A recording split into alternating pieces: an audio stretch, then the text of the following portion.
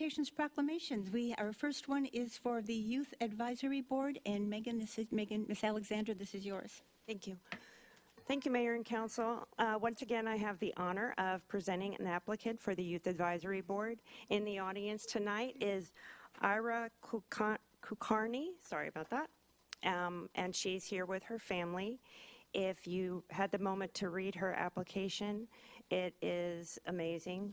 She has outstanding career goals, perhaps in the medical field, maybe a vet or a cardiologist, both of which are incredibly challenging.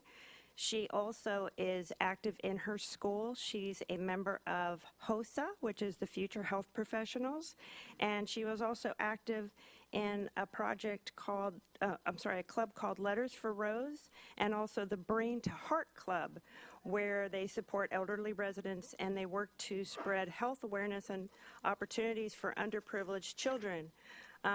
One thing that I was impressed with, having been a former track runner, was she is in cross country and is really, apparently has been running around since her childhood. So if you all would like, she is present in the audience if you'd like to call her forward. Yes, please, would you like to come forward?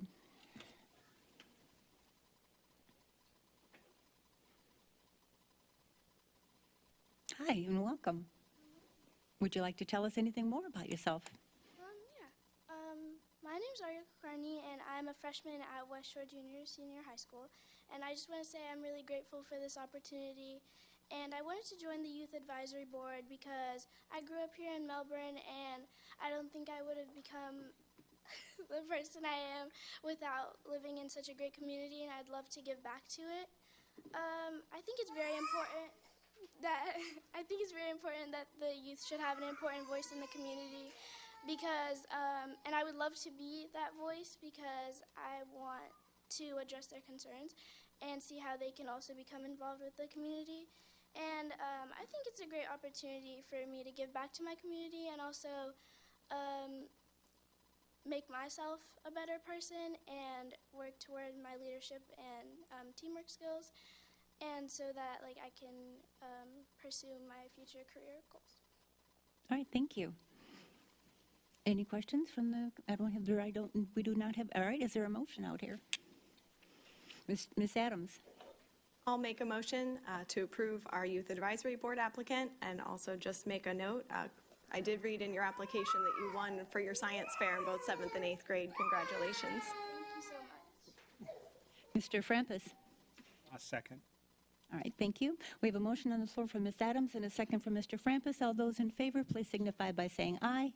Aye. Those opposed, say nay. Motion carries 7-0. Thank you and congratulations. Thank you so much. Yes, welcome. All right, our second item is the selection of the deputy mayor, Ms. Alexander. Thank you, Mayor. As you have seen in your packet, the charter defines when the deputy mayor position is to be selected, and I have to apologize that I missed the last meeting, and Deputy Mayor Bentley was very kind to serve an additional 2 weeks.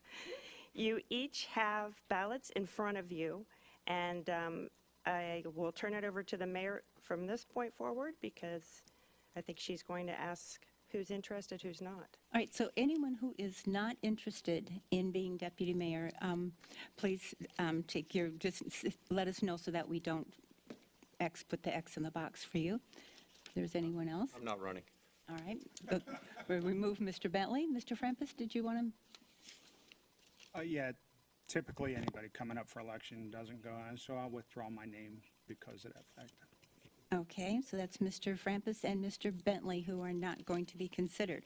All right, and then in that case, please mark, we have several, so if we have to do this a couple times, we can, but please mark one choice as to who you are voting for to be deputy mayor for the next year.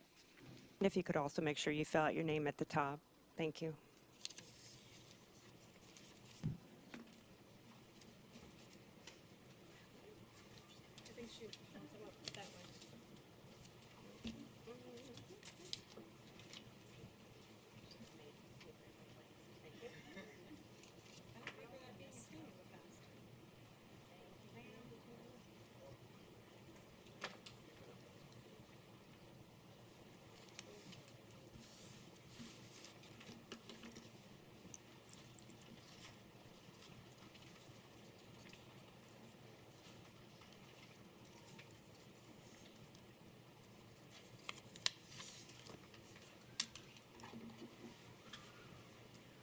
On the first round, we do not have a majority. We have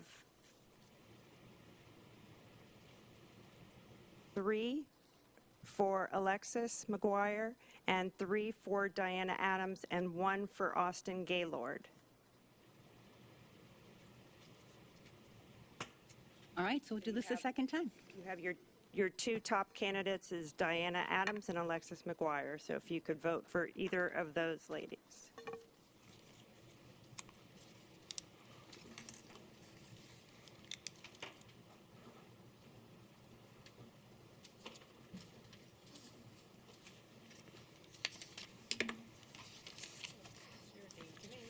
Do I get to vote twice?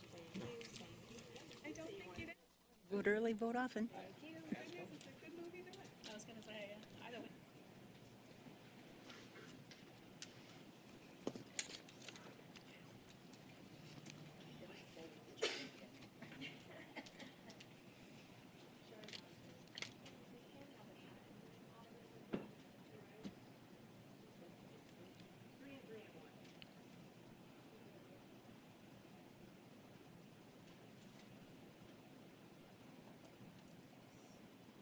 All right, with 4 votes, we have Alexis McGuire as the new deputy mayor. Those votes were from Councilmember Frampus, Councilmember Gaylord, Councilmember McGuire, and Mayor Young. All right, thank you, and congratulations, Ms. McGuire. Thank you. Congratulations. You get new business cards now. You get a new badge for a year. Yep, exactly. We'll save them, save them. All right, so next item, there are no modifications to the agenda. We have no cards, nothing for public hearing, public forum. We have no cards for public forum. Consent agenda. Next item is to approve the consent agenda. Mr. Frampus. Make a motion, we approve the consent agenda. Ms. Gaylord. Second.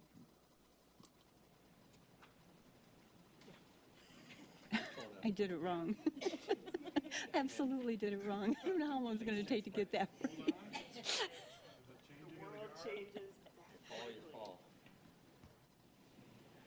All right, I should have waited for you, Miss Alexander. All right, so we have a motion on the floor from Mr. Frampus and a second from Mr. Gaylord. All those in favor of approving the, for the minutes, please signify by saying aye. Aye. Those opposed say nay. Motion carries 7-0. All right, next item. Addendum to the agreement with the City of West Melbourne and Promise. Good evening, Mayor, new Deputy Mayor, and members of the council. This evening, we're bringing back this item from our last council meeting. There was some discussion on potential uses, or the word I tend to gravitate towards, harmonious uses for Promise to lease the facility out. We did jointly come up with a list which we added into the council staff report. I know Mr. Keel is present here from Promise, as well to answer any questions. I do want to make a quick note, though, that while this list is kind of an attempt at harmonious uses, nothing on this list guarantees that the council would approve something in here, because, there's certainly extremes to each one of these uses. Nor does this list exclude something that we haven't, if there's something we haven't thought of, or if there's items the council has thought of and wants to add, the right use could be the right use. But I think this is, in general, intended to be categories that seem to be very harmonious with the current park. So I don't know if we want to turn it over to Mr. Keel, or? Yes, would you like to come up, please? He has a 45-minute presentation he would like to present this evening. Normally I do. No. Congratulations. No, just that the city manager and I got together and I crafted the initial proposal, and then he came back and made some modifications. We had some discussion, and we did agree to his, last point that there could be something on here that kind of seems to fit, but maybe might not be acceptable to all of you, if the opportunity exists. And then there could be something that comes up that we just haven't thought about. So ultimately, you all will have the final say, but at least this would get us started on being able to, create some outreach to see if we could find an acceptable fit for the use of that building. Mr. Frampus?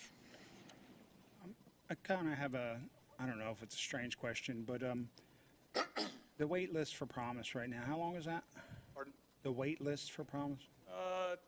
200. And does West Melbourne residents get a preference to that? Because I was told by a resident we don't. We don't do, well, we don't specifically, we don't specifically have a preference list other than what fits into, what works for the housing authority, but I think the answer is no. Thank you.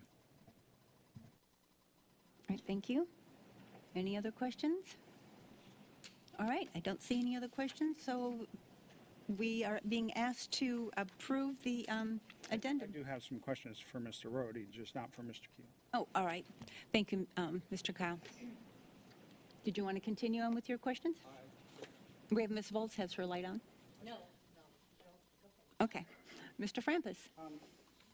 Thank you. Could be for the attorney, could be for Mr. Rhodey. A couple things confused me. I thought we were also agreed that we were going to change the alcohol thing in this section today, and I don't see that anywhere in the new contract or something. It says that it's removed from the original or from the agreement that we approved before. And I thought that's what we talked about the last. We will have it on the next agenda it's a separate agreement than the amendment to the lease agreement.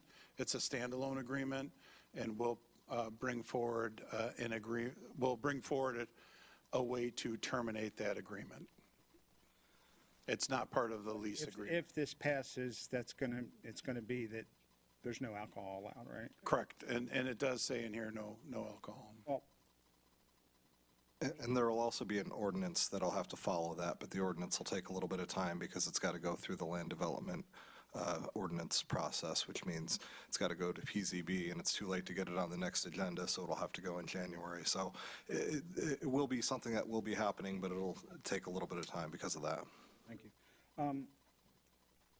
Your harmonious potential uses. If this passes, I agree that it's nice that we have these uses, but it seems like the reason we put them is we don't want anything else. However, in the contract itself, it says that they can still bring back other ideas and then bring it back to council. And why do we have these harmonious choices if we're just going to allow them to bring back other ideas anyhow? Because I'll read it in section D on page 9A5, says the organization pursues purposes of tenants or use that is not consistent with the agreement, then the organization shall approach the city, blah, blah, blah. What's the sense? Why do we even have a list if you can come back and renegotiate it at the end? I thought we were, as a council, wanted to say, this is our narrow frame that we want, and don't bring us anything else. It's certainly the council's prerogative to do that. The conversations that we've had with Promise are just, we would hate for there to be a good use that we just haven't thought of, that the council would actually like and would want to entertain. Obviously, Reason having a list, then just bring back anything, and then we just comes up for approval. that would be the council's prerogative. Which is, I thought it was our prerogative the last meeting that we wanted just a list of ideas and nothing else would be considered. That's what I thought we decided last meeting, but it doesn't seem like it got into the contract this meeting. And I'll be honest with you that I read through the contract, the initial lease agreement, and it really seems like council put a lot of effort into it and even thought of this situation coming up, that if the business doesn't work out, that then it reverts back to the city. And it seems like council's direction was clear on how they wanted this to go. And, I'm a little disappointed that we know that and we're still going a different direction. So I won't be supporting this. Thank you. Ms. Volz? I have a question for Jeff.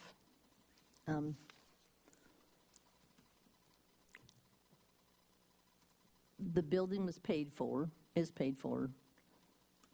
by who? Donors? We received a donation, a big donation, yes. Okay. But it wasn't just one donation? It was multiple smaller donations? It was one very significant donation, and then for some of the equipment, there were some other people who donated much smaller amounts of money, yeah. Okay. And I have been in touch with the donor, the very significant donor, and they are very supportive of what we are trying to do here. So I have kept them fully in the loop on everything, and they understand the whole situation. And they just want to do what's right. They want to do what's best for the residents of Promise, which is what we're here trying to do. But if the residents of Promise are not even going to be involved with this at all, or... So the intent is right now, this is to the detriment of the residents of Promise, because we are raising money to close the gap here. A favorable result here will result in resources staying at Promise for the residents of Promise, and the money will go towards our endowment, which is meant to provide a stable financial environment for Promise for many, many, many years to come. So continuing to run it the way we've been running it actually hurts Promise. Resolving this in a favorable way through a sublease will create, instead of a loss, an income, which then will benefit the residents of Promise and will allow us to put some of those resources towards helping them with, frankly, more employment than we're able to help them with here, because the economics don't really warrant us being able to employ too many of them. So this favorably resolving this for Promise would be a very significant win for the residents of Promise. Thank you. I was just concerned about the donor, to make sure that they were okay with what is going on, because it's not your money, it was his money or their money, whoever it was. And so if they are content with what's going on, then I'm good with it. The family of the donor and the family of the donor are very supportive of what we're here proposing today. Okay, great, thank you. Mr. Bentley? Thank you, Mayor. Actually, I'm having a hard time with this one. You got your heartstrings, or however you word that, tugging at you. But I was here during this entire process of the original agreement. And our intent at that point was to allow the restaurant at the facility and employ residents of Promise in that facility. And I think we all wish that would work out, both Promise and us. But we also put a clause in there that we were very careful to put in at the time that said that this could only be, I think that says it can only be a restaurant, and that it can only be used by Promise, and that if Promise for any reason gave that right up, it would revert back to the city. Is that, I'm going to ask the city attorney if that's true, because that's my interpretation of what we wrote back when. Under the current agreement, yes. So I'm struggling with, that's what we all agreed to when we wrote the contract. Yeah, and I get it, things have changed. But I can tell you, we would not have allowed anything else to go in that place but Promise back during that time frame, and I struggle with that. We would not have allowed what they're asking back then. So I don't know, I just, wanted to point that out, that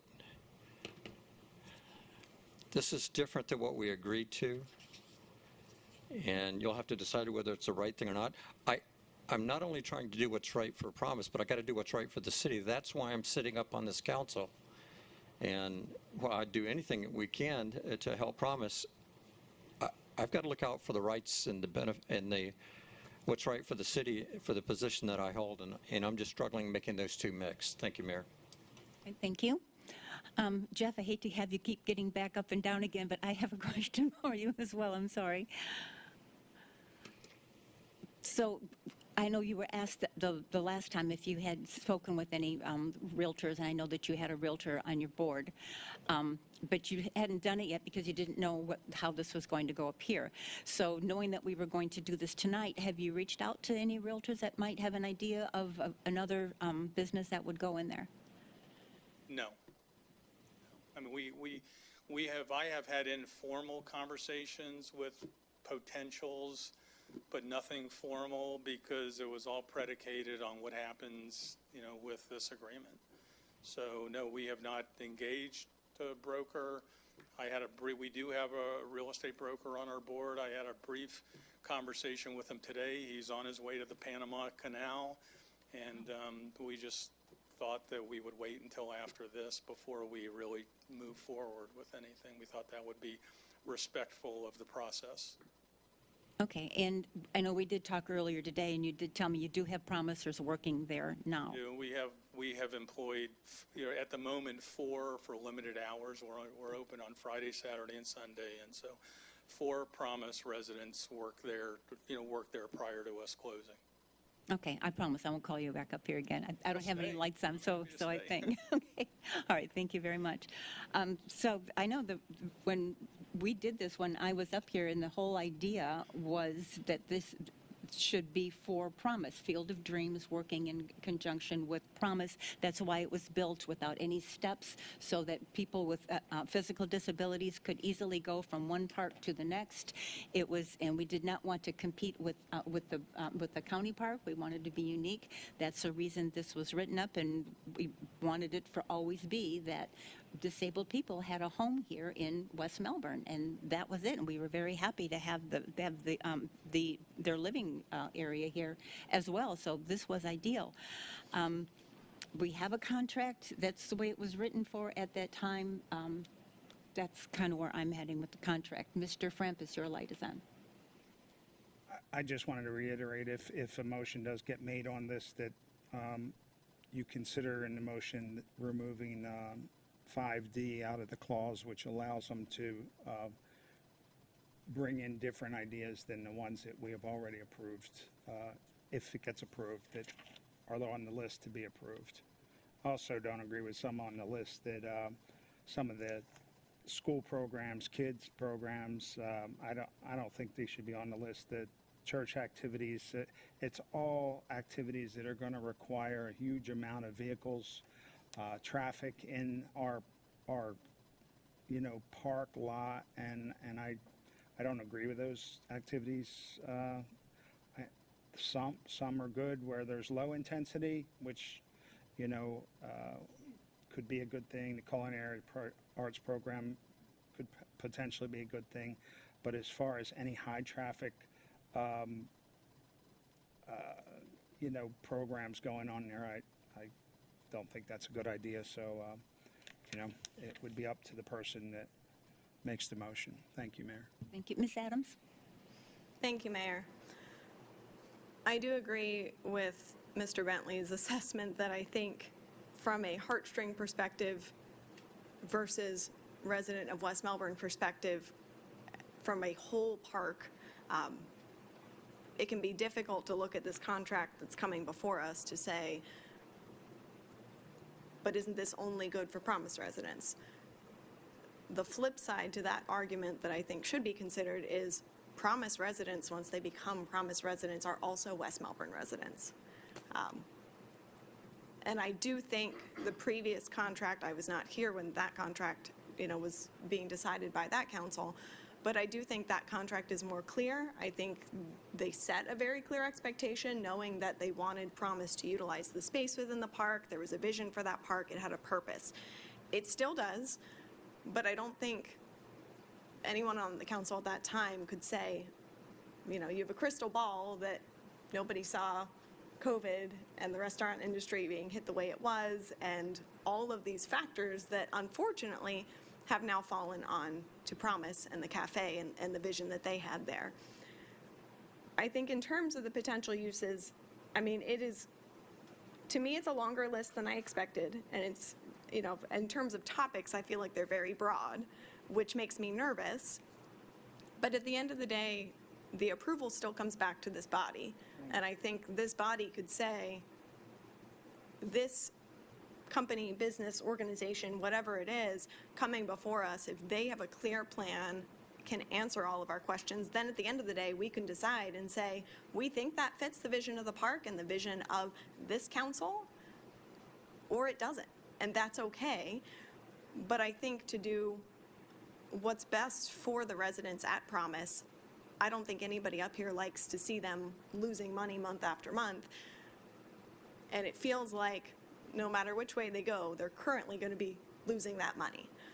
So I didn't see necessarily, I don't know if they're the right words, but I don't see the harm in letting them try, because they might go out there and there might be a perfect organization that could be a good fit in the park and say, you know what, it's worth trying. And maybe this council agrees, or they come back and they say, hey, we've found someone, and this council says, we've given you as much leeway as we could, but at the end of the day, we don't feel like it's a good fit for our park and our residents. And at the end of the day, we're responsible for that. And the third option could be they could come back at the end of that window and say, hey, we've looked, there's nobody that's a good fit, and then it still reverts back to the city, but at least we've given them a shot. At least we've let them try and tried to support them as much as we could, keeping in mind both the Promise residents and our general West Melbourne community. So those are my thoughts on that. Thank you, Mayor. Thank you. Mr. Frampus. Mr. Rohde, if this all goes through and they find somebody to purchase the building, which is one of the options, I think, right? No, it just can be leased. Okay, so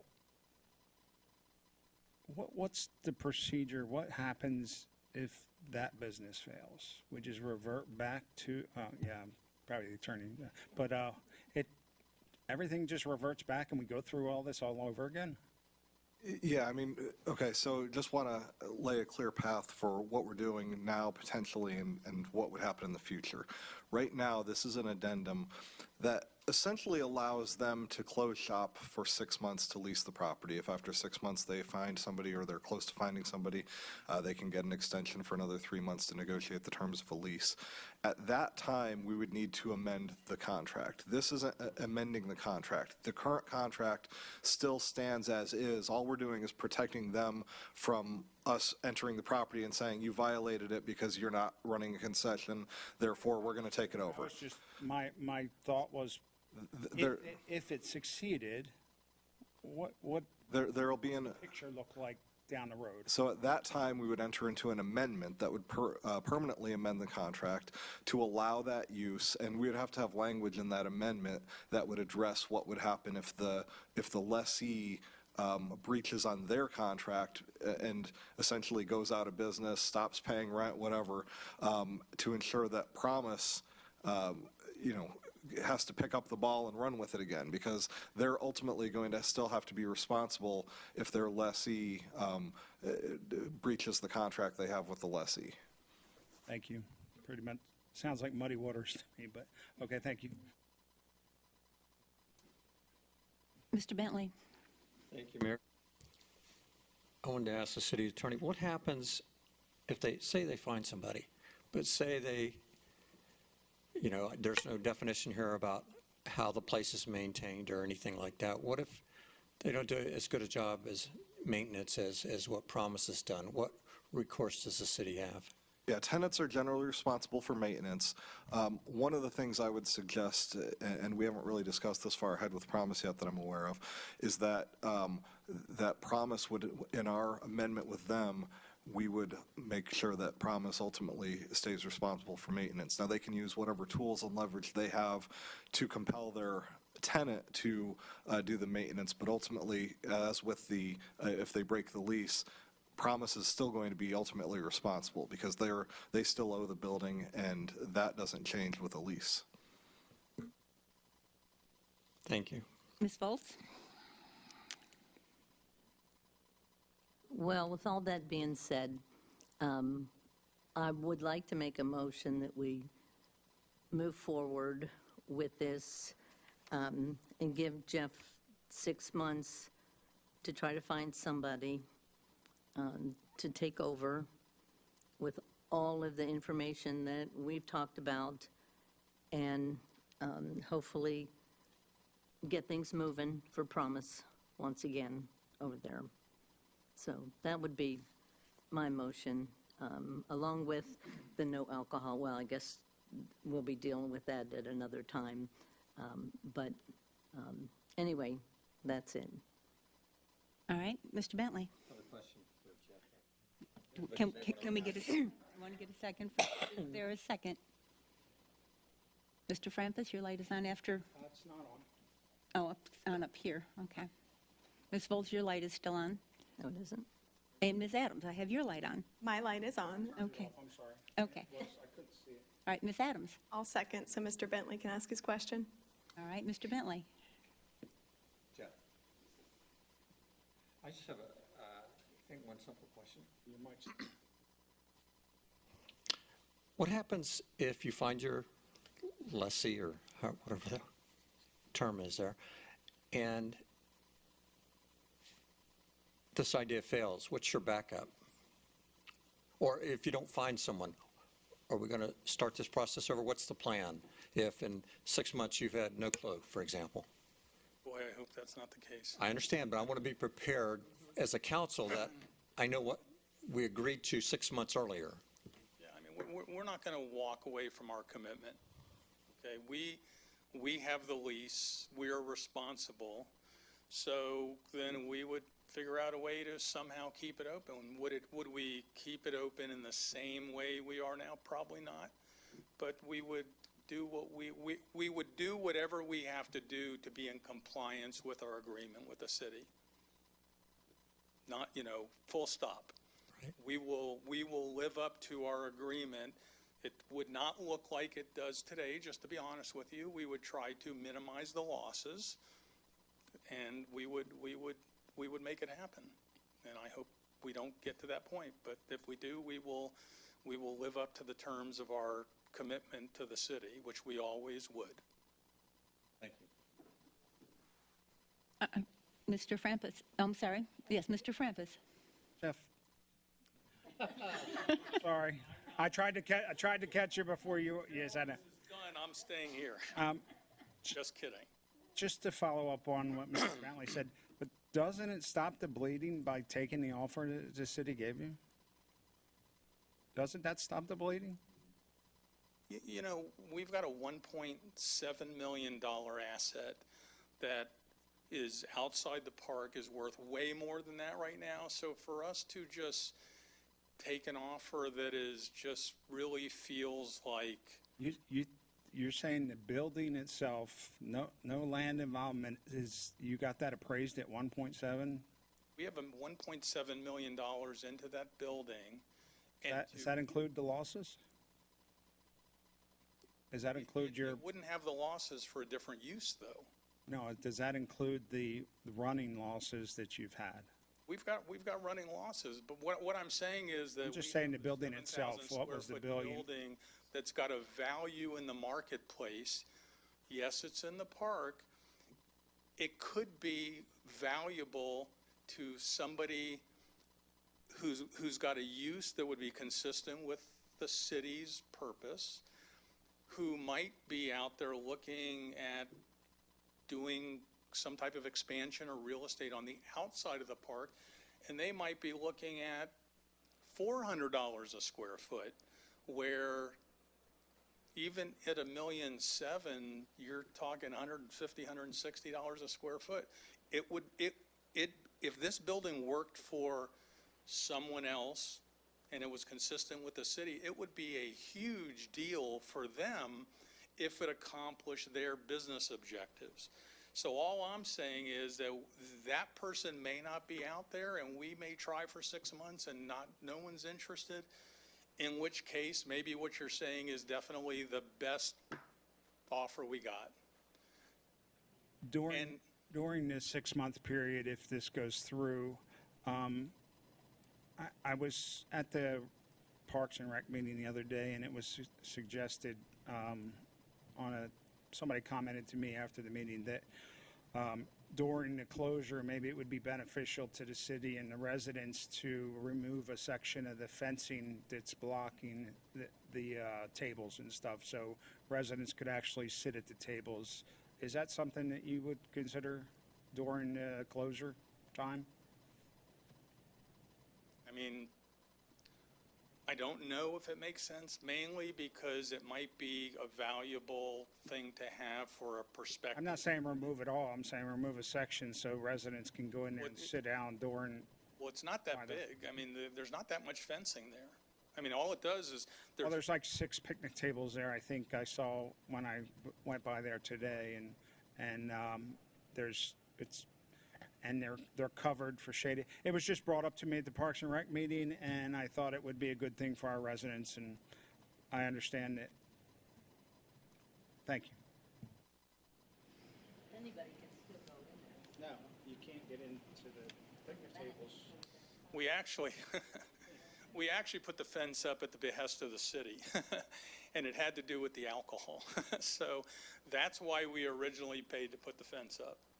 So, but now it's up, and because that's part of the lease, that might be, and that may be a valuable asset to somebody who might be interested in it. I hate to take away value that might be valuable to a prospective tenant. But maybe after we get through this, that might be the right thing to do. All right, so we have a motion on the floor from Ms. Volz to approve this, the addendum, and we have a second from Ms. Adams. All those in favor signify by saying aye. Aye. Those opposed say nay. Nay. We have motion fails 4-3. 4 yea and 3 nay. That's what I saw over here. 4 nays and 3 yeas. Okay, motion fails. The item is finished. So that means that we have to continue to operate, Yes. but we can pursue a sublessee. And then what about that? Does that list not matter anymore? Can we get direction from this? I think the list is important because it kind of spells out for the expectations of the kind of tenants that you would want to bring. I don't think it's an absolute bar to presenting something else to the city manager if there's something neither of you had thought about when you were meeting. But you know, it's kind of a guideline that you should probably think about adhering to when you're looking for tenants. And if you have something else that you think would be better, you're certainly free to call the city manager, and I'm sure he'll take your call. Mayor, Yes, Mr. Frampus. I thought the current lease prohibited the use only to promise. It does. So if they find a tenant, they would still have to come to the council to get the amendment that we discussed earlier. The addendum failing doesn't prohibit them from ever coming back asking for an amendment. What it does is it doesn't allow them to close down shop while they look for a tenant. So they have to continue operating. So they can bring it back if they find somebody and then re-go. Correct. And you would still have the option to either accept it or reject it based on, you know, their proposal. Thank you. All right, next item.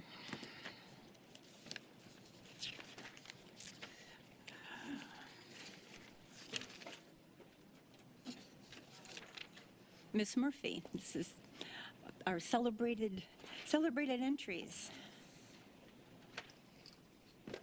Good evening, Mayor, Deputy Mayor, Council. I'm here to present the celebrated entries. So when they did our Parks Master Plan, one thing that they identified is that it's hard to tell where our parks are or which parks are ours. And so they suggested adding celebrated entries. We went out to an RFQ and only received one quote. So then when I went to the Parks and Rec Advisory Board, they suggested going with Don Bell Signs, who had already done our previous city entry signs. They came up with 3 different options. When I brought it back to the Parks and Rec Advisory Board, after much discussion, we went with, we looked at, they liked option B, but with the added of a colored city logo instead of the white. They thought that that might pop a little bit more. Staff agrees with option B. I think it's a very distinctive look for our parks. It's different than what we have and may show a little distinction between what we have now. Our current signs are 6 feet wide and 7 feet high. I know that the Brian Adams sign out there right now is even kind of hard to tell that it's there. Even members of the PRAB board said that they had never even seen the sign before. So I think that we are definitely due for some new signage. Mr. Frampus. Thank you. I agree. I think the signs that are out there now really blend in, and I think the aluminum signs here would definitely stand out in option B as long, and I also agree that having a placard kind of colored sign where the West Melbourne is in the corner would definitely be beneficial. I also like the pillar type signs because you can use any of the 3, right? You talked about having, like at entrances, having a different Right. thing. So I think that I went through the city park today, and these, like this pillar type sign would look really good at the entrances coming in, and having the larger sign. Which one are you talking about with the pillars? Blue. The one that, it's on the screen. Right, I have B up. Oh, you're talking the pillar on the right-hand side? Sorry, I just Right, wanted to make think- sure what you were talking I think about. it would look really great and stand out at the, it's the one on the screen. It's on your screen. This one?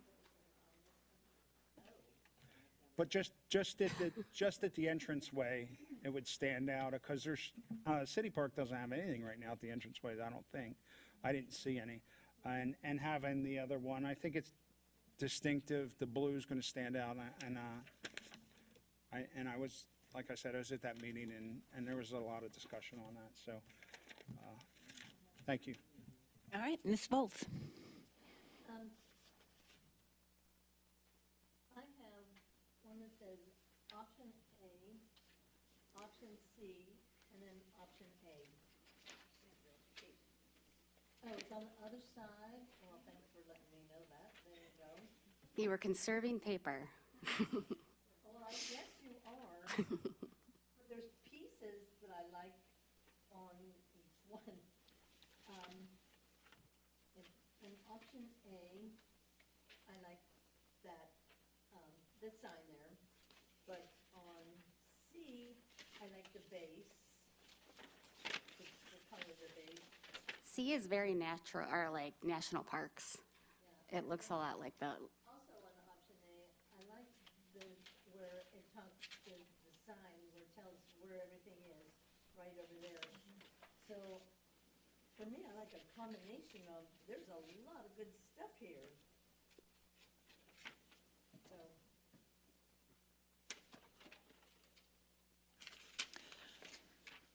Mr. Gaylord. I would agree with Ms. Volz that I'm partial to the aesthetic look of A, but I do like the base of C more, and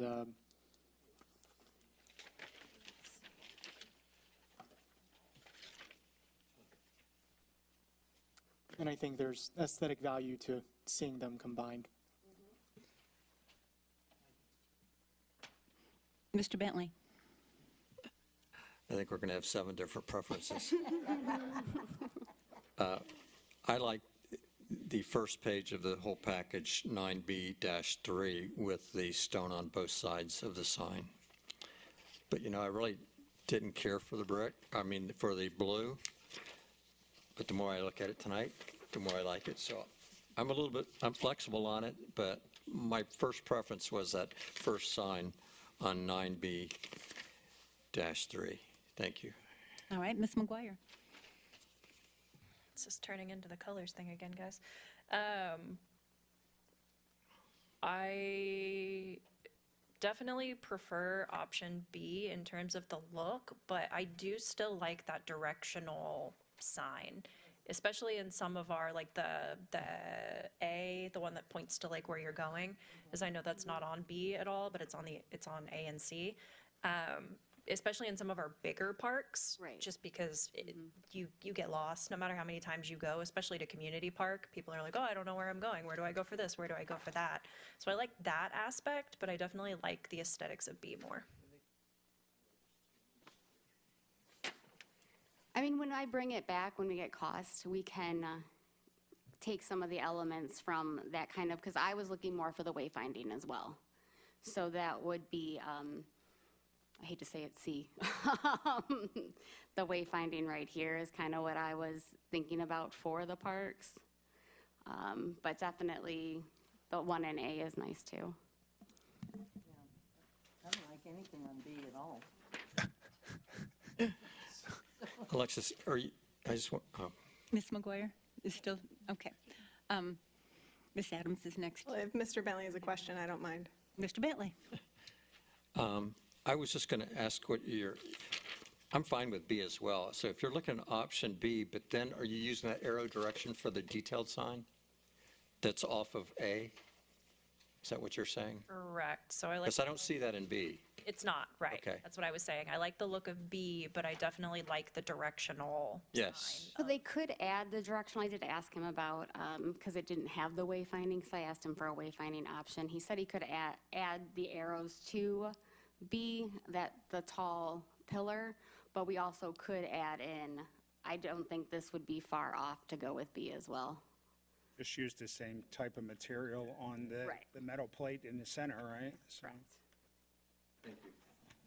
Ms. Adams? I feel like we should have ballots like we did for our deputy mayor and then see where the general consensus is going from there. The first thing that jumped out to me is I think these 3 designs, I mean, they're going to cost very, very different ranges. And so I would hate to say I'm really set on one when the cost may be significantly higher, and to me that may not make sense. But I know that you're just looking for more of a general direction. I don't know how much of a consensus you want from 7 people's design opinions. I would really like some direction on which one you guys would like, so that we could go back and get some pricing options, so the next time I do come in front of you, that we would have the pricing options for the option that you had chosen. No, but I like pricing with my options. That way I can taper my expectations appropriately. From a design perspective, when I think of West Melbourne and you picture the entry signs we have coming into the city, I think they better align with option A in terms of when I see that sign coming into West Melbourne, my brain goes, Yep. you're now entering West Melbourne. So I think from an identity perspective, this option A continues that identity, although option C looks similar. I'm not saying it does. that looks all that different. But I will point out from a park navigation accessibility perspective, the option B, where it includes all of the, I guess they're Amenities. symbols, Amenities. the symbol marks, these amenities, telling people what's located inside your park, I think, is very helpful to our residents. Maybe you're either new or you haven't been to that park. You can see when you're driving up to it, oh, these are my options at this park. I can make a quick decision if that's what I'm looking for or not. I just think that's good information for our residents, so I really, really like that part of B. The design section of B has me not leaning towards it as a main option versus A is A feels very warm and community to me. B, while it may feel, I think somebody marked that it felt like a park, like a national park signage. Was that B? I thought C looked C? more like Okay. national I park. was like, I couldn't remember national parks having that kind of structure. It's more the stone. Gotcha.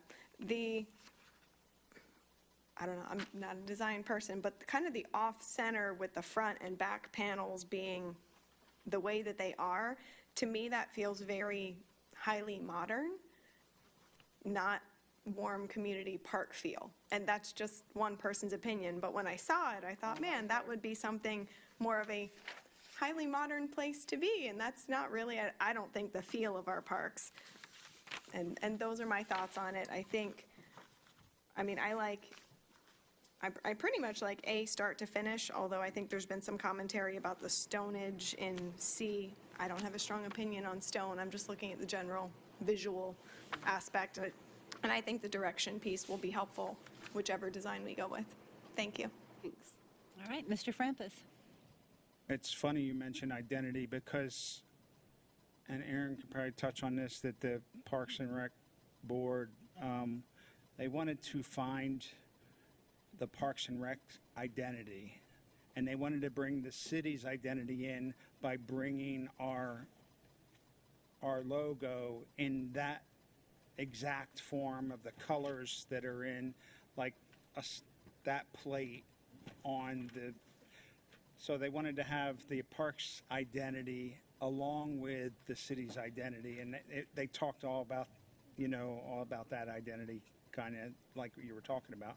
And I thought that was a good way to bring the city in by having the right colors for our logo, and then have the parks talk, having this is parks. And they did talk about it being more modern. They wanted it more modern than the old kind of feel that came along with the national park type signs. And they wanted, we're a modern community here, and we wanted to be a little more modern in how we presented that. So I don't know if, did I sum that up Definitely, pretty just good? what Mr. Frampus said.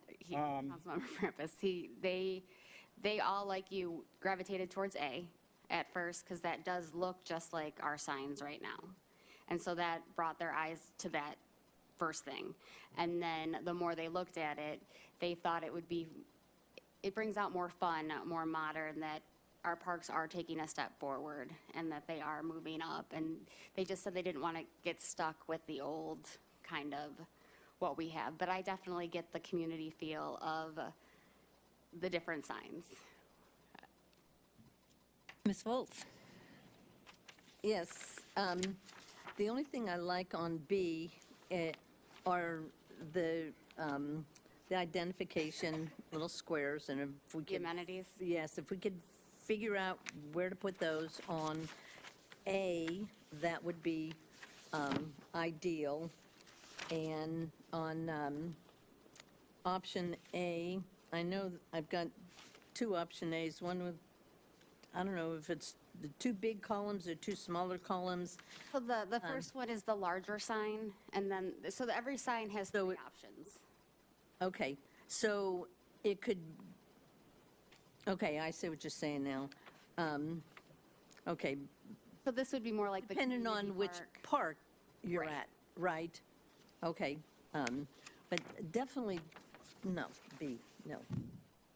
That's just my thoughts. Thank you. Thank you, Ms. Volz. Mr. Bentley. This is funny. Thank you, Mayor. Again, option A was my original pick with the brick on the both sides, but I understand what everybody's saying. And I think it's okay. The way I justified it to myself on moving to option B was I do want it tied to the city of West Melbourne. But I think it's okay to have a difference between the signs that bring you into West Melbourne versus the signs that bring you into West Melbourne Park. And I think as long as you have that brick along the bottom there, that it's still, I think the other signs are more of that model. And so I think you can say, there's a difference between going into a park and going into the city. So I'm okay with moving to the blue, more modern sign. I really like those descriptors on there to tell you what's in the park. And I really like the descriptive sign that tells you kind of which direction to go. So in an effort to try to get along, I would support the option B, what is it, B? Yeah, yeah, the blue, only because I think it does tie in part of the old signs without, we're not moving into the city, we're moving into the park, if that makes sense. Thank you, Mayor. I'm done with it. Ms. Adams? I don't hear from this council that we have strong feelings on C. Am I reading that incorrectly? Okay, so if nobody is strong, We have one that likes the brickwork in C. But that's all. other than the brickwork, which Yeah. brickwork can be swapped out, Yeah. is it possible for us to get financials in terms of cost for A and B? Yes, because I feel like for me, that would make a big difference. If one comes in significantly higher or they come in about the same, that would just be, I think, an interesting discussion for this council. At least we were able to knock one out for you. I don't know if anybody else feels differently, but I feel like we've given good feedback on A and B in terms of things we like or dislike. Maybe they can go from there. That's why I want the financials. Mr. Gaylord, you disappeared. Yeah, Aaron, based on comments from members of the council, I don't know if this would impact the cost estimates at all, but I think it'd be nice to see the symbols from B taken over and incorporated into some of the signage on A, and then vice versa for option A, the arrow signage, for B, so that way we can kind of, so that both options have like the arrows and the symbols, so that, when people come into the park, they know what's in the park, and then they also know what direction it is, so. So I have a question for you as well. Now, I usually like contemporary. Okay. I mean, and I'm going for A as well, and I should like B. Is this type of contemporary sign the only contemporary design we could have? I mean, contemporary should be more than just this. Is this it with the 2 points going in opposite directions? Well, I had sent some signs to Don Bell that I had found at different parks that I liked, and then I asked them to kind of incorporate what the city already had. So no, this isn't the only option, contemporary. I didn't really ask for contemporary. I just saw this somewhere. This might have been Wyoming Parks and Rec. I'm not sure. I just kind of looked up different Parks and Rec signs throughout the country, and ones that brought my attention, I sent them to Don Bell as like, I like this one, I like that one. One was national parks. That's why option C was on there, and it's very national parks. So, I mean, this wasn't the only contemporary sign that they had given, but this was just what I had found something that I liked with those arrows or the angles. Okay, well, so I like continuing on with the rock because we have that on the other sign, so I'd like to continue with that. I don't mind having something for the parks that looks a little different, but I would like pricing as well. Yeah. Thank you. Mr. Frampus? Aaron, what is our options as far as we're wanting to have a little bit of this, a little bit of that, and mixing things up? I think they would be fine adding whatever, I mean, he's very easy to work with. I don't think he'd have a problem adding, the color logo to B if that's. And it might be the blue that's throwing everybody off on those signs, maybe a different color or something that goes along with the colors in the logo. I don't know, maybe having the logo, the colors that we have on this blue, we might hate. So, I mean, it'd be kind of nice to see some different options, so. Yeah, that was for me. I didn't like the blue at all, so you hit it right on the. So has this been helpful at all? Because that was all we were requesting. I guess blue is in our logo. You guys will be seeing me again soon. Okay. Thank you very much. All right. That was easy. Mr. Petroni, is going to tell us about the engineering services during construction for the Ray Bullard water plant. Yes, good evening, Mayor. Congratulations, Deputy Mayor. Welcome back from Thanksgiving. Hope everybody had a good Thanksgiving break. Yes, I'm here to talk about engineering services during construction for the Ray Bullard Water Reclamation Facility B&R Improvement Project. Back in 2016 in November, Brevard County residents passed a 0.5% sales tax to provide funding for improvements for the overall health of the Indian River Lagoon. We applied to save the Indian River Lagoon for a B&R which stands for Biological Nutrient Removal upgrades to the plant, and we were approved for $4.26 million. After that, we also applied to St. Johns River Management and received approximately 1.5, and then we did DEP, applied to DEP, and received 1.34. The project, I then put the project out to bid. We received 3 bids, and they all came in, unfortunately, way over budget. So I came back to you in October, shortly thereafter, and based on my recommendations, council rejected all the bids. So we went back to work. We revamped the project, did a whole lot of value engineering, and I was able to put it back out to bid July 1st of this year. We received 5 bids, and subsequently we awarded Sawcross Inc. the bid and the contract. Since then, I've had my pre-con meeting with them. I've also issued a notice to proceed on November 7th. They have mobilized onto the site and actually have commenced construction, which is kind of why we're here. So with the work starting, construction, administration, and observation services are kind of needed.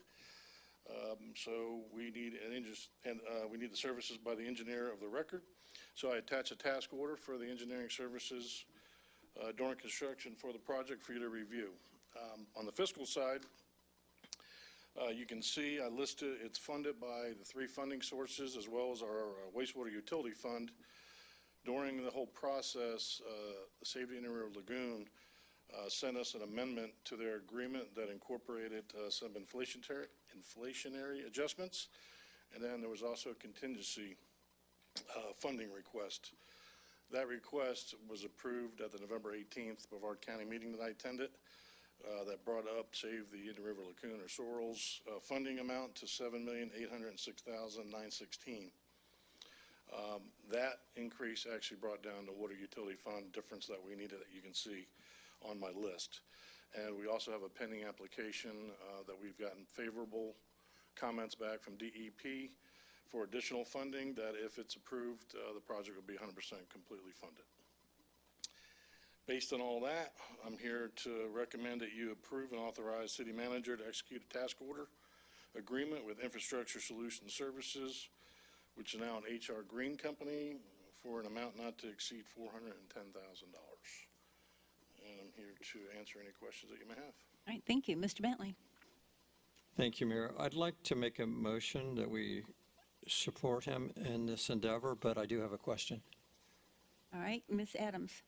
I'll second. Mr. Bentley, your question? Mark, why wasn't this part of the original bid? I almost feel like this is an afterthought. Maybe it's not, but that's just my feeling.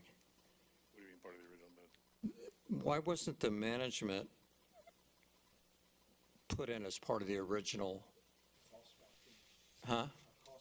Yeah, I mean. Oh, well, the whole part was budgeted. We waited to see who won the contract and if we were going to proceed with this project before we entered into any kind of agreement for construction services. Because remember, we went out to bid, came in high. Right. That company worked with us, with our team.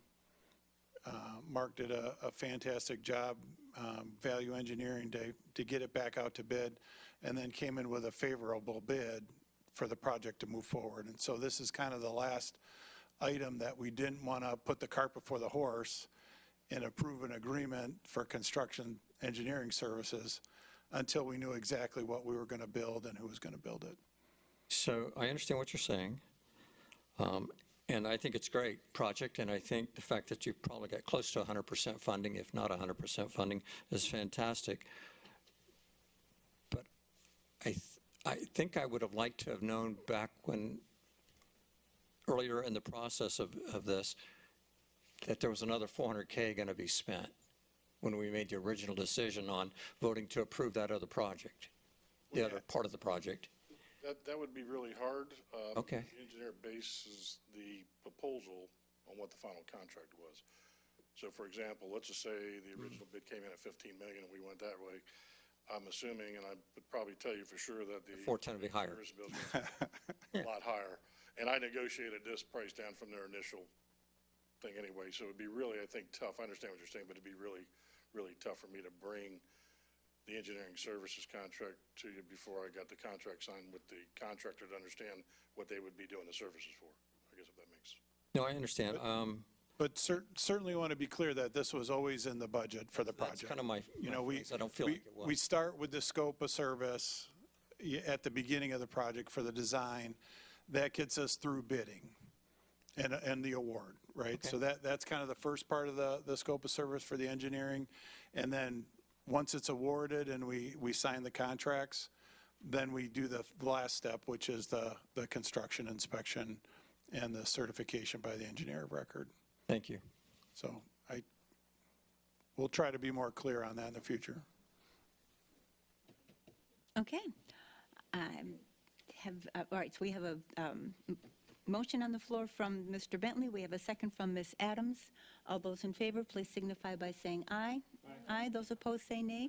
Motion carries 7-0. Thanks, Mark. Thank you, Mr. Petroni. All right, the rest of the items here belong to Ms. Alexander. Sit back and enjoy. It's the Megan Alexander Show. Here we go. I'm only a bit player in this. The next item we have is the City Council meeting schedule for 2026. As you can see by the resolution, as we do each year, we go through the calendar and we try to find the most appropriate dates. Normally, our regular council meetings are the first and third Tuesday of every month. There are a little bit of wiggles that we have to do when it comes to this. The general election is going to be held this year on November 3rd, so there will only be one meeting in November. Additionally, we always try to consider that council people might want to take a vacation, so there's only one meeting in the month of July. City employees work constantly and regularly, and so that is for your benefit. Additionally, the September meetings are always a little bit difficult because the trim laws that manage the budget require us to have our meetings not held earlier than September 3rd. And so normally the first and third Tuesday of September would be the 1st and the 15th. So we have moved it in order to accommodate that.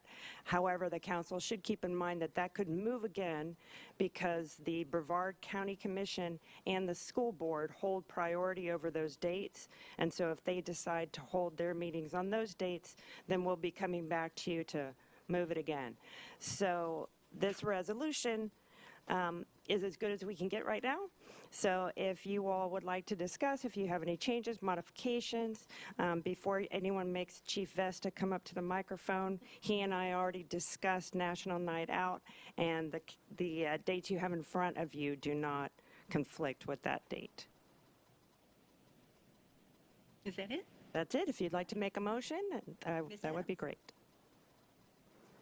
Well, the city clerk already answered the two questions that I was going to ask before making this motion. So with that, I will make a motion to adopt Resolution 2025-25 to set the council meeting schedule for 2026. All right, thank you. Although the note in the agenda does say 2025, I'm assuming it means 26.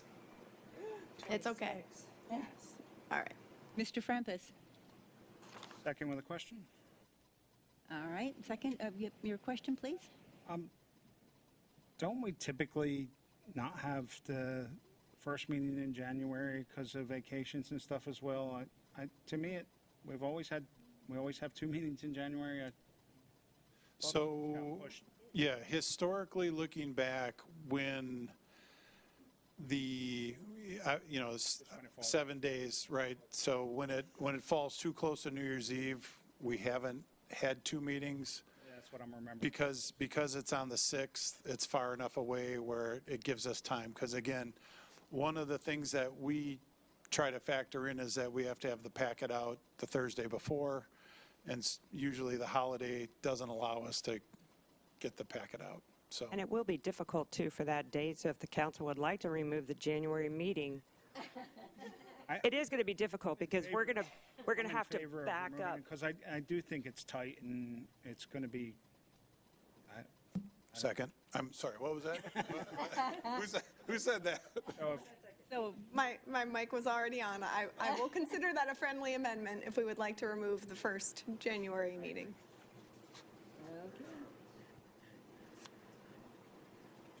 all right, we have a motion on the floor from Ms. Adams and a second from Mr. Frampus to approve the 2026 meeting schedule minus the January 1st meeting. January 6th meeting. Yeah, we wouldn't want to meet on New Year's Day. The January 6th meeting, thank you.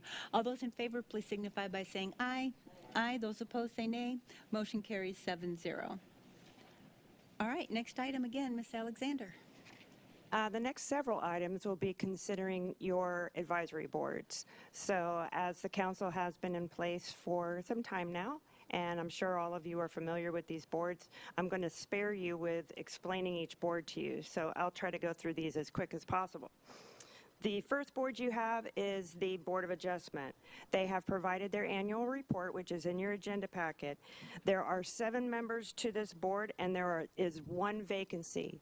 There are 3 individuals that wish to be reappointed: Mary Renfro, Karina Savella, and Claudia Sprague. So if the council would like, we would like you to accept the annual report and reappoint these individuals if you so choose to. Thank you. Ms. Adams. I will make a motion to receive the annual report for the Board of Adjustment and make our 3 reappointments. Thank you, Ms. McGuire. I'm sorry, Deputy Mayor McGuire. Thank you, Mayor. I will second her motion. All right, thank you. We have a motion on the floor from Ms. Adams and a second from the Deputy Mayor. All those in favor, please signify by saying aye. Those opposed, say nay. Motion carries 7-0. Your next board is the Business Advisory Board. The Business Advisory Board has 11 members. We currently have 4 vacancies. Their annual report is attached, and there are 6 individuals out of the 7 that stated that they would like to be reappointed, and they are Matthew Brothers, John Frazier, Randy Madison, Rusty Mel, Cody Neighbor, and Robert Rails. All right, Ms. Adams. I have a question that I think falls potentially to the city attorney, maybe. I know it's an 11-member board and we have multiple vacancies with this board. I know that the number of seats for each board is then established by the resolutions that the council passes for those. But in my recent memory, this board has had multiple vacancies. Is there value in doing one of 2 things? Either reducing the number of that board, or is there a way that we as a city can outreach, as we have more new businesses coming into the city? I don't know if they get information from the city that says, hey, welcome to West Melbourne. We're really glad that you're here. We'd love to see you get involved. Here are ways for people to get involved. And I only say that because a couple years ago, I spoke to multiple members that had then applied to be on this board because I knew that they owned businesses in West Melbourne and were looking for ways to get involved. But I feel like sometimes business owners, they're working on bringing things into the city, they're busy, they're not always thinking of, oh, there's an advisory board for business specifically. So I don't know if there's value in doing either of those 2 things, but I wanted to ask from a legal perspective because our boards fall under the resolution. Yeah, I mean, if we want to reduce the number of seats because we think this is a permanent issue that we'll have trouble ever filling those seats, it would be simple enough to amend the resolution to do so. I'm not sure if I'm the best person to answer whether that's a good idea or not. The city manager is the liaison or the staff person who manages that board and would have better insight into that. And so I don't know if he wants to jump in here. Yes, I mean, in my time here, this is as full as we've had it in my time here, and it has always been a struggle to to fill 11 seats. Now, I don't know what the history was and how, this committee came together, and maybe there was a time where there was 11. I don't know, 11 just feels but- big to me. 11's bigger than this council. 11 is a healthy number of individuals for a committee. So I think the committee, and happy to ask them their thoughts, but certainly bringing it to, as long as we keep it an odd number, 7. whether it's 7, 9, I think those are good options. It certainly is the most inconsistent number of any of the committees that we have with 11. Is that something you need council direction to do? To have that discussion and see where the board falls? Should we vote on 7, 9, or 11? No, is there a consensus of a number, or do you want me to check with them next meeting to see if they're? My personal opinion is I feel because they're serving our city, I would get their input. Sure. I can check with them. We have a meeting coming up here in another couple of weeks, and happy to check with them to see if 7 or 9 is the right number. Okay. If I can chime in here, I was hoping that with the new businesses that will be coming into West Melbourne shortly, or soon anyway, that we might get some of those new business owners or new business management people to be on that board as well. Maybe take in the western part of the city businesses, because we really don't have that many. If we change it to 9, then there's 3 openings for them. Maybe 3. That would be good. That would be good. I just wanted to keep that in mind, that hoping that we want to leave openings for more to be on there. Well, that was the second part, but I don't think Mr. Rowdy had addressed it. Do we send any kind of information out to new businesses that come in of ways to get involved with the city? Yeah, so about 9 months ago, we did a big push to all of our BTR license holders, doing a survey to the businesses community. And one of those questions was, would you be interested in serving on the Business Advisory Board? And that did not net us any new members. In addition, as you've seen on the Friday Roundup and the last, not this newsletter that's going out now, but the last newsletter, we had posted that position along with several other committee positions that are open, so. Okay, thank you. All right. Mr. Frampus? Also a question, is it possible that we do all these in one swoop, or do we have to do them separately? Second. Sorry. Do we have to, can we do them all together, and Megan can just run down her spiel and then we vote on it, or? Well, you have new members to appoint on each board, so it's up to you all, then. Yeah, I mean, if you want to take it as a slate and do all of them together, the trouble arises if there's discussion about one particular board and you wanted to remove somebody, but, if you want to, this isn't an ordinance or something that has to have the formality behind it of having separate motions, so if you want to do it all together, that would certainly be acceptable legally. I would be happy with you running down the list, Megan, and just telling us who the new members are, and unless there's a vote because there's too many people applying, then that would be different, but I think if they're just fitting in the slot, I'd be happy doing it all at once. Got 2 votes for me to do speed reading? All right. Will do. So, Business Advisory Board, did that one. Then we have the Code Enforcement Board. You have Michael Seal and Barbara Tam, who wish to be reappointed. That's a 7-member board. 2 alternates, there's only 1 alternate vacancy. Then we have the Parks and Recreation Advisory Board. There are no vacancies on that board, and there are all 7 wish to be reappointed, so that must be a really fun board to be on. We have 2 vacancies on the Planning and Zoning Board. Robert Brothers and Jennifer Spagnoli wish to be reappointed. We have, and then the next one is just accepting the annual report of the Police Officers Retirement Board. They don't have any members that are up for reappointment. And then I think item K, council member appointments, you all do want to discuss. But that's all of your advisory boards, so if you'd like to make a motion to reappoint all those people and accept all the annual reports, that would be great. All right, Mr. Frampus. Make a motion that we accept all the annual reports and the the committees as you have written. All Ms. Volz? I will second that motion. And Mr. Bentley, you have a question? I still want to just highlight a few points on the police pension, but I'm fine with the voting, all of it as a block. Huh? Want to do that after, or? That's fine. All right, we have a motion on the floor from Mr. Frampus and a second from Ms. Volz. All in favor, please signify by saying aye. Aye. Those opposed say nay. Motion carries 7-0. Mr. Bentley, you want to? Yeah, I just wanted to go through a few of the details on it. If you look at page 9J-3, which is the beginning of the report, I just want to highlight there's 5 trustees on there. 2 of them are residents of West Melbourne. 2 of them are officers of West Melbourne. And then there's 1 that has to be agreed to by the other 4. So that's how that committee gets composed. We were on the order of 94% funding this year. That's after last year we lowered the assumption rate, which put it at 94 for last year as well. We have on the order of $25 to $26 million in that fund, so that's really performed well over the last 17 or so years. We paid out 21 members, a total of $880,000 this year. There's also some expense stuff that we pay. You know, we have actuaries, we have attorneys, we have administrators and financial advisors, and they all want to get paid, so there's money that gets paid out there.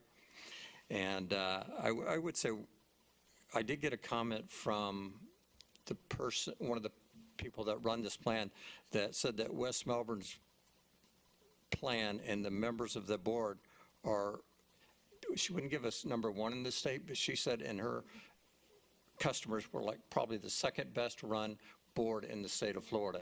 And I don't know who number 1 is, but I'd like to find out and see what we're not doing that makes them number 1. So at least we're in the top 2 or 3 boards working for the officers here in West Melbourne. Yeah. What's the retirement outlook look like for the department? As far as, We're doing well right now. We're still taking in. no, I meant in the near future, how many retirees? I don't think there's a lot in the near future. If you define near future as a few years, 3 or 4 years. 5-ish years. Yeah, not in the next 3 or 4 years. I mean, there's maybe 1 a year or 2 a year, but it's not bad. You know, we're up to 21 now, and we're still taking in more than we're paying out. So it's really a very healthy plan right now. We do have quarterly meetings, and there was one thing that I did want to get help on. It doesn't have to be tonight, but I think something we ought to look at is, I think it would be unfortunate if Mr. Morgan and I got off the committee at the same date. But if you look at the expiration dates, our expiration dates are the same. And I think that's probably not a good thing for the officers of West Melbourne. So it doesn't have to be done today. You know, we've got a year before we really need to think about doing something. I do not plan on staying on that committee when I get off of the city council. And I do think it's not a good thing for the rest of the committee nor our replacements is to have us both go out at the same time. Is Scott planning on leaving us? I don't know. I was going to ask him that. So I would get that information to you. But I think at some point we need to look at that. It's not in, you know, we've got lots of time. But I did want to get that looked at. And I would ask Scott, if he's staying on, you're in great shape. He's the best. Thank you, Mayor.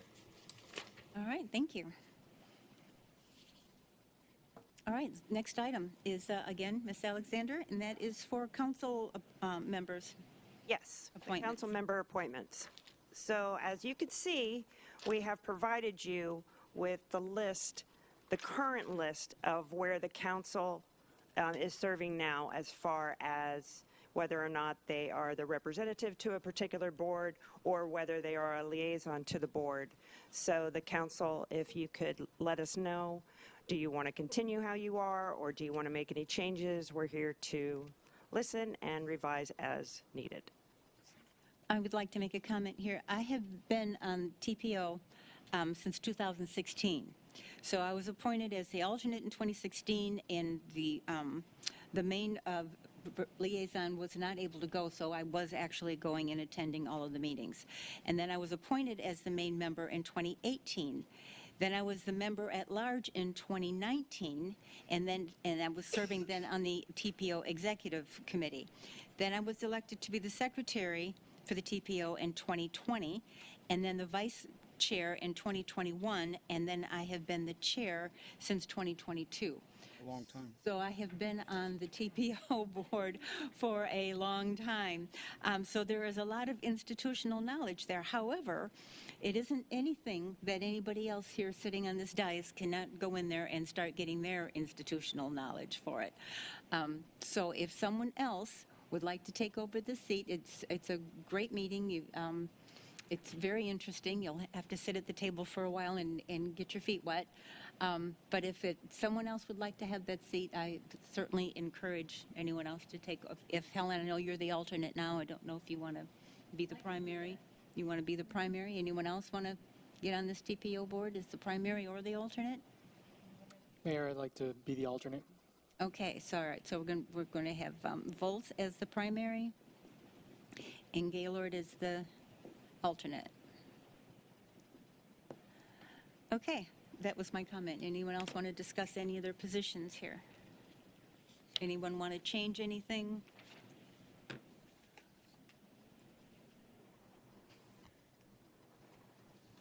Sounds like a plan. Okay, I don't see, Ms. Adams. My comment is I don't see any other big discussion from council, so would we like a motion to approve all of the appointments as included in our packet? All right, I don't want to step on anyone's toes if they said, no, I desperately don't, or I do want to be part of something. So with that, I will make a motion to approve our council appointments for 25, 26 as included. With the change of Ms. Foltz becoming the primary and Mr. Gaylord becoming the alternate for the TPO. Okay.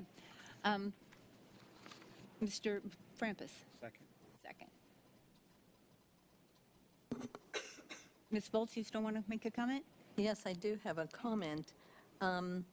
It shows on here, on this paperwork, that I am the liaison for the Business Advisory Board, but it doesn't show it on here. It shows Diane Adams is. But if you look at the paperwork, it does show me, and I didn't even know that I was on there. So, let's see, where's the Business Advisory Board? What? The Business Advisory Board. It just says at the bottom, Council Liaison Helen Volz. On Business Advisory. Yeah, for Business Advisory, and I did not know that I was on that. I'm sorry, the membership list that's provided as DF5 is incorrect because you had actually fairly recently this year had asked not to be the liaison of that board, and that's how this got switched. Okay. So this list is correct. I'll make sure my individual membership list is correct. Okay, that's what I thought. I just wanted to be sure that I was not doing something that I should have been doing. No, I make sure that you do exactly what you need. Well, thank you. All right, so we have a motion on the floor from Ms. Adams, and we have a second from Mr. Frampus to accept it and remain on the liaisons with the changes that we've mentioned. All those in favor, please signify by saying aye. Aye. Those opposed say nay. Motion carries 7-0. All right, well, that was easy. Okay. Council reports, Mr. Gaylord. Just got to Nothing to report. be mayor. Thank you. Ms. McGuire, Deputy Mayor McGuire. Thank you. Looking forward to the next year as deputy mayor, as well as just wanted to say I hope everybody had a good Thanksgiving. And here, I guess we have a meeting before Christmas, so never mind that. That's all I have. Thank you. All right, Mr. Frampus. Just look forward to the tree lighting ceremony in a couple days and hopefully see everybody there, and no other report. Thank you. All right, Ms. Adams. Thank you, Mayor. Just a first note, congratulations to Alexis for being our new deputy mayor. It's exciting. Recently, I had met with Monique Miller in regards to some city funding requests, as well as some potential bill information that's going to be coming forward as they return back to session. And she's been talking about some interesting things that will be coming forward that either she's looking at carrying or having other people carry, and then some discussion about, we talked about property taxes and where that may land. Still no set direction on that, just to provide some additional information or non-information to council. But that was a really interesting discussion. She's also looking to build stronger relationships with the cities that she serves. And so that was information that was brought back to staff, was trying to see how we can improve on that relationship to benefit the city. The Youth Advisory Board did have their first meeting, and now we have an additional member. There is still a vacancy for that board if you know someone that's interested, but they do have their next upcoming meeting this week. So I know the city attorney had reviewed with them sunshine law and some, rules and procedures sorts of things, and then we discussed kind of what they're thinking in terms of their goals, and it was a lot of brainstorming at our first meeting to kind of hear where all of them were leaning and things that they were passionate about. And I think we're going to continue to hone that and get more of their feedback in terms of the second meeting to just kind of move that forward. I think part of it will be just like this council of 7, getting everybody to agree or see things the same way can be challenging. And so that's also going to be, I think, more discussions of these are great ideas. Which ones do we want to drive forward? What's going to be actionable?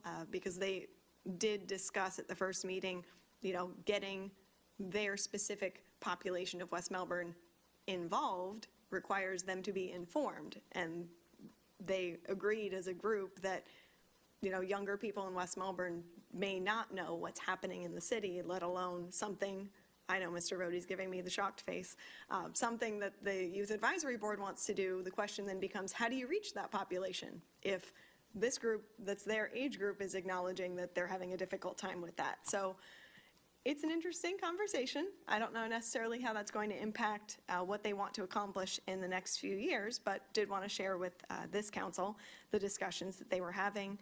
And then just a reminder, because we did approve the board vacancies, or not board vacancies, the reappointments for the multiple city boards.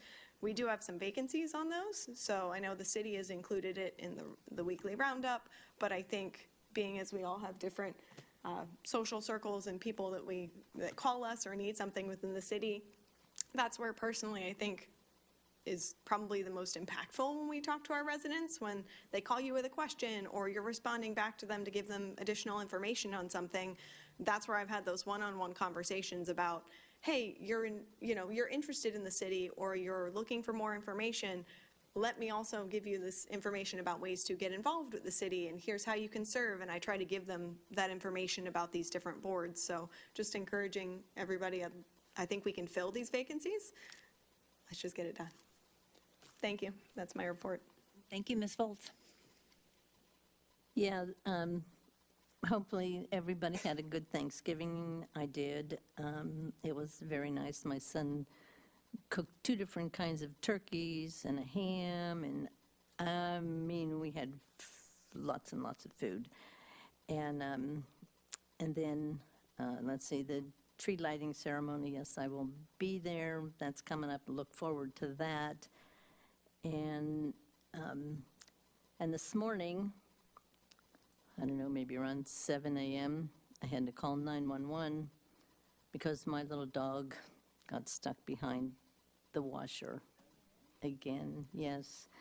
Well, he's totally blind now, and he's totally hard of hearing, and I think he's on his way out, and I think I'm going to have to put him down this week. He was my husband's dog, and I really dread having to do that. But anyway, thank you for the officer that came. I really appreciated him. Thank you. That's all. Mr. Bentley. Thank you, Mayor. I just wanted to congratulate Alexis for her assignment or vote for whatever you want to consider it for the position of deputy mayor. I know you'll do great. Thank you, Mayor. I'm sorry, I should have done that too. Congratulations. Okay. All right, so I just have a couple of things here. Again, congratulations, Alexis. You'll enjoy being deputy mayor. Space Coast League of Cities meeting is Monday, correct? On the 8th? Okay, don't forget that. It's our Christmas program out there at the community center out there in Cocoa, so that should be fun. Florida League of Cities starts tomorrow. Florida League of Mayors, Florida League of Cities starts tomorrow. Those of you that are going, I know it doesn't get out until noon on Friday, and then, of course, we've got the tree lighting Friday evening, and it actually conflicts with the Realtors, Board of Realtors luncheon that they're having. Their luncheon starts at 11. So if you've signed up to go to the Realtors luncheon at 11, you're going to miss that if you stay until noon. Not that I'm aware of. Okay, but I won't be able to be there anyway. And then the lighting of the tree, and that's at 5? Okay, yes, that's at 5. I will be there. I'm looking forward to it. And that is my report as well. Anything else? We're going to move on to management reports. Yep, very excited about the tree lighting event.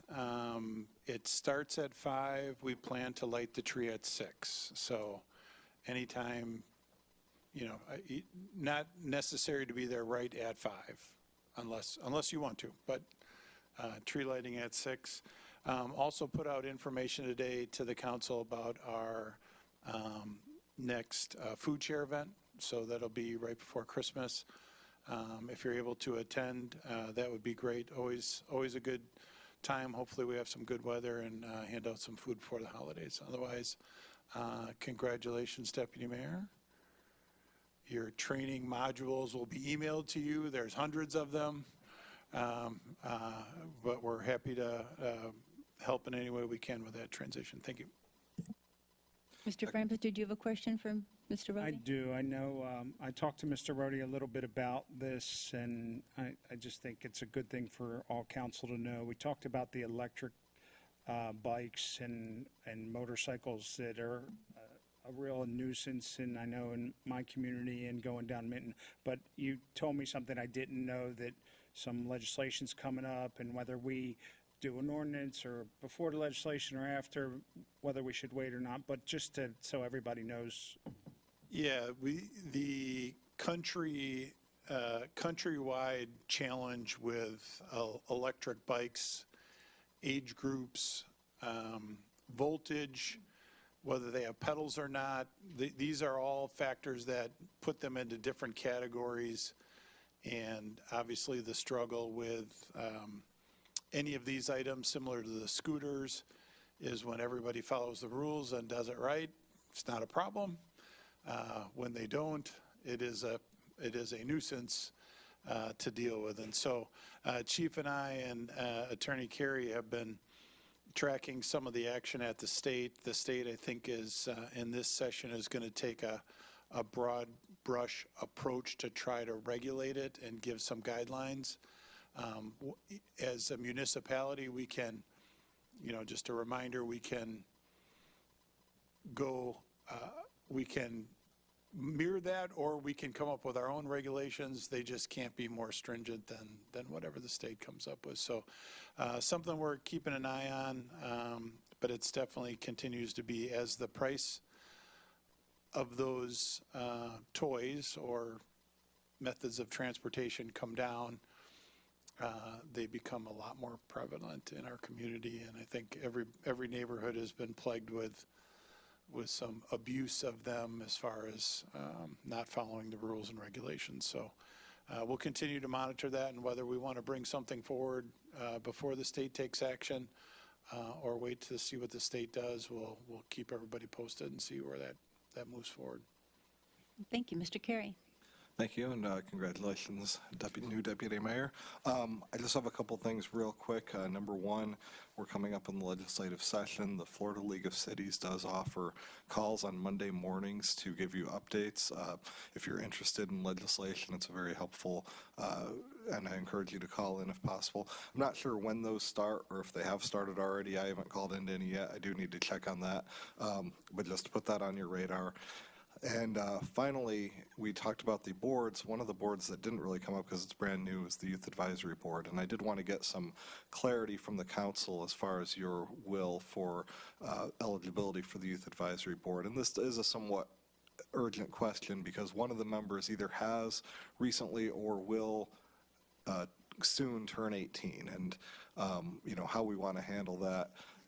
Do we want a strict rule once you turn 18, you're off? Do we want to allow that person to serve until the board is full at least, and then once the board is full that they would step aside and allow somebody to take their place? And if there's a consensus on the council to address that issue, because right now we don't have a strict policy and it's kind of up in the air. So I'd just like some direction if you would like to discuss that briefly. Ms. Adams? Just for council's reference, I had checked, and I had brought this to the attorney because it was the young lady who wants to be chair had then shared. I forget if she said I'm about to turn or I had just turned 18, and that just kind of red flagged it to me about having the discussion with this council. The application states that you have to be within the age range at the time that you apply. So we can choose to amend that, because I think at our workshop there was some discussion of what do we want to do when they turn 18, but it wasn't included as part of their application and in terms of making it clear what this council wanted. So that's why I just wanted to put in my 2 cents of why we're asking. Keep in mind that these appointments for the Youth Advisory Board are then for 2 years. So if we choose to keep them on, it could potentially go up to just turning 19-ish, depending on where their birthday falls, if they are at the tail end of turning 17 when they apply. Those are the only people I could see that applying to, unless this council would like them to step down. And if so, we need direction on when and what that looks like. Thank you. Okay, Mr. Frampus? Can we set it up so as long as they're within the age range when they apply, like it says in the application, but if they turn 18, they finish out the school year? Because more than likely when they turn 18, they're going to go to college the following, after the next year if they're over 18, typically. So they'll probably be able to finish out the school year still on the committee. Does that make sense? I think we should consider that. I didn't know it was a 2-year term. I thought it was a 1-year term. But it probably is. I'm sure it is. But not to complete their full term if they turn 18, just to complete the school year that they turn 18 in. That way they can move on and we can bring on somebody else. That's my suggestion. I'm good with that. Okay, so I think we've got consensus for a policy, so. I just had a suggestion that if, as long as they're in school, I think it shouldn't be an issue at all, and if they're going to turn 18, but they're still in school, I don't think that their age should matter as long as they're already on there, yeah, so. Okay. All right, thank you. Any more comments, Mr. Carey? Nothing else? Okay, all right. Anyone else have anything for the good of the order, or we will adjourn? Meeting is adjourned. Thank you. 7:45. Okay, we're doing well.